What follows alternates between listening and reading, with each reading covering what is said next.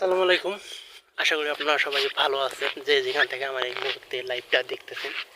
একটা দুঃখের বিষয় হলো যে মানুষের জীবনে কোনো উপকার করে লাভ নেই, কারণ মানুষ সবাই নিজের সত্যটা বুঝে। আমাদের মতন গরিব মানুষের সত্যটা কেউ বুঝে না, ঠিক আছে? মানুষ যে আমাদেরকে এত দুঃখ, কষ্ট, বেদনা সব কিছু আমাদেরকে দিয়েছে। মানুষ আমাদেরকে অনেক অবহেলা করার মানুষ চেষ্টা করেছে, অবহেলা করার চেষ্টা করেছে, অনেক চেষ্টা করেছে, ঠিক আছে? কিন্তু কি করবো রে ভাই, গরিব হয়েছে কপাল। মানুষ যদি আমাকে অবহেলা করে, আমার করার কিছুই নাই। কিন্তু মানুষকে আমি কখনো অবহেলা করি নাই, এটা আমি 100% গ্যারান্টি দিয়ে বলতে পারবো, ঠিক আছে? তারপরেও মানুষ আমাদের মতন মানুষদেরকে অবহেলা করে।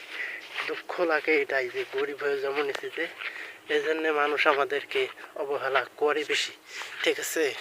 আমি আর বেশি কিছু বলতে চাচ্ছি না। আপনারা সবাই ভালো থাকবেন।